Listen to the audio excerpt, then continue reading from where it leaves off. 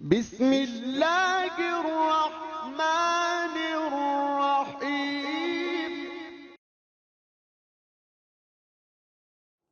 نحمدہ ونصلی علی رسولہ الکریم اما بعد فاعوذ باللہ من الشیطان الرجیم۔ میں ہوں پروفیسر ہربلسٹ محمد اسحاق سلطان اور اپنے یوٹیوب چینل سے آپ کو خوش آمدید کہتا ہوں۔ آج ہم بات کریں گے بالچر کے بارے میں۔ یہ بہت ہی کامن پایا جانے والا مرض ہے اور زندگی کے کسی نہ کسی حصے میں اس سے انسان کو واسطہ پڑتا ہے۔ یہ بچوں میں بھی ہو سکتا ہے، نوجوانوں میں ہو سکتا ہے اور بڑی عمر میں ہو سکتا ہے۔ یہ مردوں کو بھی ہو سکتا ہے اور یہ عورتوں کو بھی ہو سکتا ہے۔ یہ سر کے بالوں میں ہو سکتا ہے، بھووں میں ہو سکتا ہے، مونچھوں میں ہو سکتا ہے، داڑھی میں ہو سکتا ہے اور جسم کے کسی بھی حصے کے بالوں میں ہو سکتا ہے۔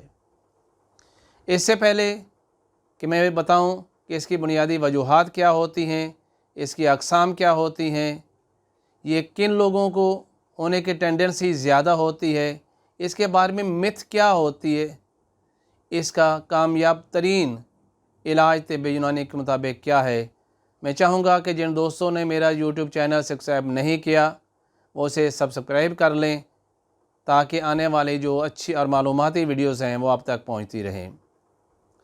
بالچر کو ہم ماڈرن ایلوپیتھک لینگویج کے اندر ایلوپیشیا ایریٹا بھی کہتے ہیں۔ اس کی بنیادی طور پر 4 اقسام ہیں۔ پہلا ہے ایلوپیشیا پیچی، جس ہم ایلوپیشیا ایریٹا بھی کہتے ہیں۔ یہ سر کے اندر جو ہے چھوٹے سے جیسے سکے کے برابر جو ہے وہ نشان ہوتا ہے جہاں سے بال بالکل ختم ہو جاتے ہیں، اور کبھی کبھی یہ ملٹیپل پیچز میں بھی ہوتا ہے، یعنی کہ ایک کے بجائے بہت سارا جو ہے حصوں پر اس کے پیچز بن جاتے ہیں۔ اس کی دوسری قسم ہے ایلوپیشیا ٹوٹیلس، جس کے اندر یہ چھوٹے چھوٹے پیچز بعد میں اکٹھے ہو کر سر کے پورے بالوں کو اڑا دیتے ہیں اور سر بالکل گنجا نظر آتا ہے۔ اور اس کی تیسری قسم ہے ایلوپیشیا یونیورسل، جس کے اندر جو آپ کے نہ صرف سر کے بال جو ہیں وہ اڑتے ہیں بلکہ آپ کے بھووں کے بال، آپ کی آنکھوں کے بال، آپ کی مونچھوں کے بال اور داڑھی کے بال سارے کے سارے اڑ جاتے ہیں۔ اور اس کی چوتھی قسم ہے اوفیسس ایلوپیشیا۔ اس میں سر کے صرف پچھلی سطح پر جو ہے، پچھلی سائڈ پر جو ہے وہ بال جو ہے وہ ختم ہو جاتے ہیں، اور وہ بالکل جیسے میں نے بتایا کہ بالچر کی اصل نشانی یہ ہے کہ سے بال تو جسم کے سر کے اترتے ہیں اور پورے گچھوں کی شکل میں اترتے ہیں، لیکن جو بالچر ہے اس کی خاص پہچان یہ ہے کہ یہ ایک گول دائرے کی شکل میں اتریں گے جیسے کوائنز وغیرہ ہوتے ہیں۔ یہ کن لوگوں کو زیادہ ہو سکتا ہے؟ پہلے تو ہے وہ لوگ جن کے ماں باپ یا بہن بھائیوں کو یہ مرض ہے، ان کے اندر بھی یہ مرض ہونے کی ٹینڈنسی زیادہ ہے، یعنی یہ جینیٹیکلی مرض بھی ہو سکتا ہے، یعنی وراثت کے اندر بھی یہ مرض آتا ہے۔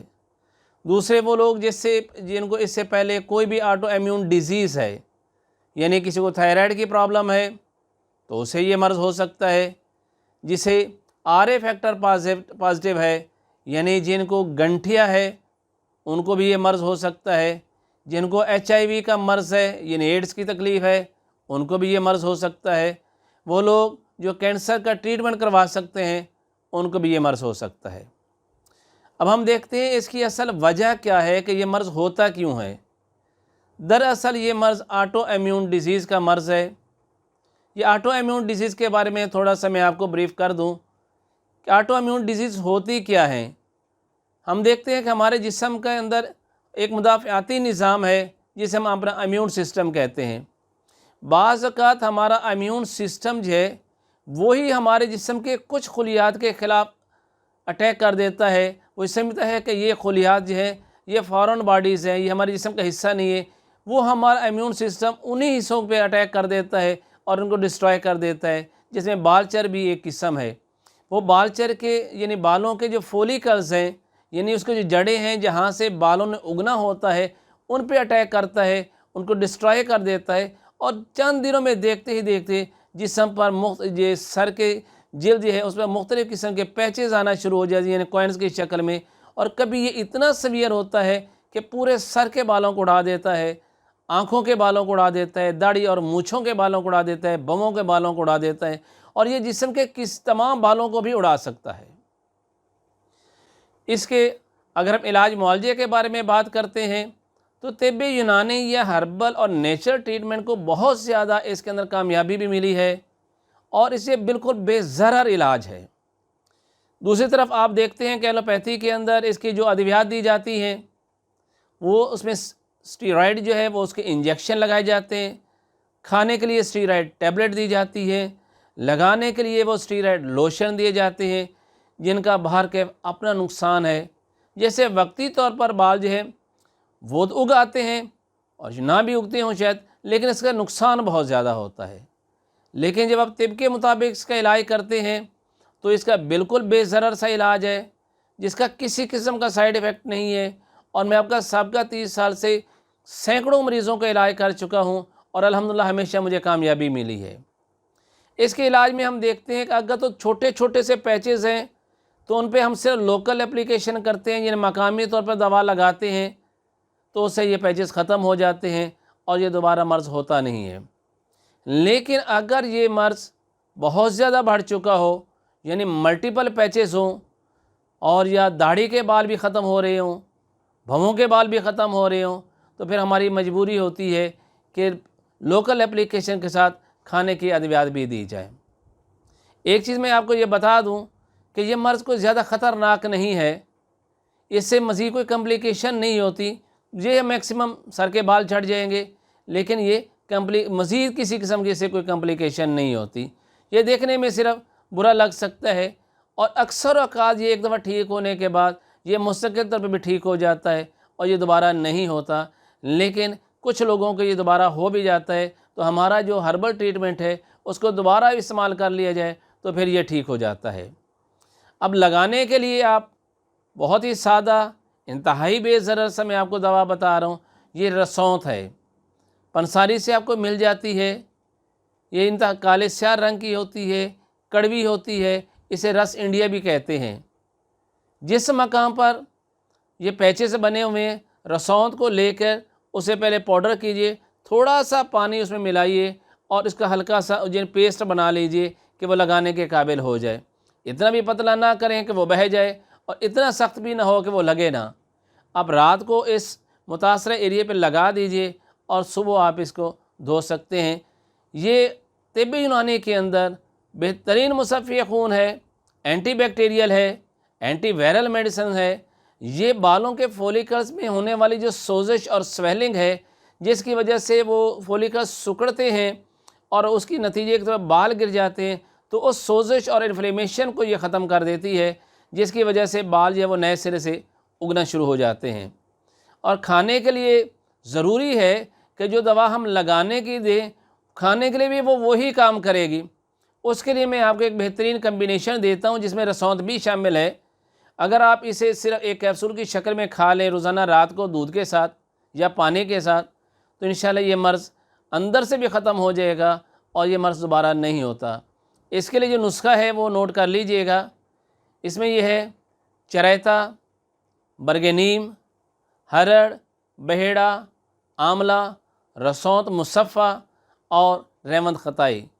یہ ساری چیزیں الگ الگ فائن پاؤڈر کر لیجئے گا اور اسے کیپسول میں بھر لیجئے، 500 ملی گرام کا کیپسول، اور ایک کیپسول جو روزانہ رات کو سوتے ہوئے کھا لیں۔ ایک تو یہ ذہن میں رکھیے کہ یہ فوری طور پہ جانے والا مرض نہیں ہے، یہ آٹو ایمیون ڈیزیز ہے، بڑی مشکل سے ٹھیک ہوتی ہے، لیکن اگر انسان پوری احتیاط کے ساتھ، پورے پرہیز کے ساتھ اس کا علاج کرے تو یہ مرض انشاءاللہ ایک دفعہ ٹھیک ہو جائے تو دوبارہ یہ ہوتا نہیں ہے۔ اور ہم دیکھتے ہیں کہ کچھ نسخہ جات اس کے لیے ایسے لگائے جاتے ہیں جس سے جلد کے اوپر خراش آ جاتی ہے، جب وہ جلد جو ہے وہ زخمی ہو جاتی ہے، جب وہ جل جاتی ہے، اس کا نقصان بہت زیادہ ہوتا ہے۔ اس سے کیا ہوتا ہے کہ یہ فولیکلز مکمل طور پر ڈسٹرائے ہو جاتے ہیں، یہ بالکل ڈیڈ ہو جاتے ہیں، اور جو چانسز ہوتے ہیں بالوں کے دوبارہ ری گرو کرنے کے وہ بھی بالکل ختم ہو جاتے ہیں۔ اس لیے اس کے لوکل اپلیکیشن کے لیے یاد رکھیے ایسے ادویات مت استعمال کریں جیسے کچھ لوگ اس کے لیے تیزاب استعمال کروا لیتے ہیں، کچھ لوگ اس کے جمال گھوٹے کے استعمال کروا لیتے ہیں، یا کچھ اور اس طرح کے تیز قسم کے ٹنکچرز کے استعمال کرواتے ہیں، وہ کبھی بھی نہیں کرنا چاہیے، وہ انتہائی نقصان دہ ہوتا ہے۔ اگر میں اس کی مزاج کے حساب سے بات کروں تو نظر مفرد اعضاء کے مطابق یہ عضلاتی تحریک کا مرض ہے، اور طب یونانی کے مطابق یہ خشکی اور سردی کا مرض ہے، یعنی خون کی خرابی کا مرض ہے، اور خلط سودا کی زیادتی کا مرض ہے۔ اب اس کے لیے ہمیں پرہیز کیا کرنا ہے؟ ایسی غذائیں نہیں کھانی جو خون کے اندر تیزابیت اور ترشی کو زیادہ بڑھا دے، جیسے کہ بڑا گوشت ہے، چاول ہے، کالے چنے ہیں، ٹھنڈا پانی ہے، کھٹے پھل ہیں، اس کے علاوہ سٹرابریز ہیں جس سے کھٹ میں آ جاتی ہے، اور بہت ساری ایسی چیزیں جس سے خون میں تیزابیت بڑھ سکتی ہے، اسے ٹوٹل طور پہ اپنے کھانے سے نکال دیں۔ اور کھانے کے لیے آپ کیا لیں؟ ٹنڈے، گاجر، مولی، شلجم، گھیا توری، دال مونگ کی، اس میں ہلکی سی کالی مرچ، ہلدی، ادرک، زیرہ سفید، موٹی الائچی، نمک اور زیتون کا تیل یا دیسی گھی کا استعمال کیجیے۔ اس سے آپ کا امیون سسٹم مزید بہتر بھی ہوگا، اور آپ کی بالوں کی گروتھ بھی بہت جلدی ہو جائے گی۔ لیکن اگر علاج ہمارا آپ کر رہے ہیں مصفی خون ادویات کے ساتھ، اور کھانے کے لیے وہ اغذیہ استعمال کر رہے ہیں جس سے آپ کے خون میں مزید تیزابیت پیدا ہو جائے، جس سے آپ کا خون مزید گاڑھا ہو جائے، جس سے خون کے اندر بہت زیادہ سوداویت اور ترشی پیدا ہو جائے، تو پھر آپ کو کبھی بھی کامیابی نہیں ہوگی۔ لیکن یاد رکھیے، میں پھر بتاؤں گا کہ یہ ایک دن کا علاج نہیں ہے۔ کچھ لوگ کہتے ہیں لو جی 3 دن کے اندر، کچھ کہتے ہیں 7 دن کے اندر یہ مرض ٹھیک ہو جائے گا۔ ایسا نہیں ہوتا دوست، اس کے لیے بعض کو 6 مہینے بھی دوائیں کھانی بھی پڑتی ہیں اور لگانی بھی پڑتی ہیں۔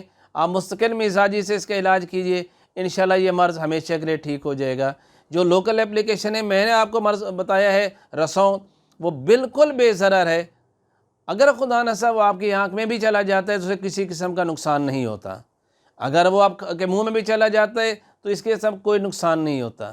اگر آپ اسے پورے سر کے اوپر لگا لیں، پوری داڑھی اور پورے چہرے پہ بھی لگا لیں، تو بھی اس کا کوئی نقصان نہیں ہے۔ جبکہ اگر جمال گھوٹا ہے یا اس طرح کی اور تیز ادویات جو بال چر کے لیے استعمال ہوتی ہیں، اگر اس کے استعمال کیا جائے، وہ تھوڑی سی مقدار میں زیادہ بھی لگ جائے تو اس کا انتہائی نقصان ہوتا ہے۔ اس لیے میں آپ کو نسخہ بتا رہا ہوں کھانے کے لیے، اور جو میں نے آپ کو دوا بتائی لگانے کے لیے، یہ میری بارہا کی مجرب ہے۔ اس کا کسی قسم کا کوئی سائیڈ ایفیکٹ نہیں ہے، لیکن یہ مرض کا 100% علاج ہے، لیکن اس کو لمبا عرصہ استعمال کرنا پڑتا ہے۔ انشاءاللہ آپ جب بھی میری دوا استعمال کریں گے، بتائے ہوئے نسخے کو استعمال کریں گے، تو انشاءاللہ کبھی بھی ناکامی نہیں ہوگی، اور آپ ہمیشہ مجھے دعائیں بھی دیجیے گا۔ پروفیسر ہربلسٹ محمد اسحاق سلطان، لاہور، پاکستان۔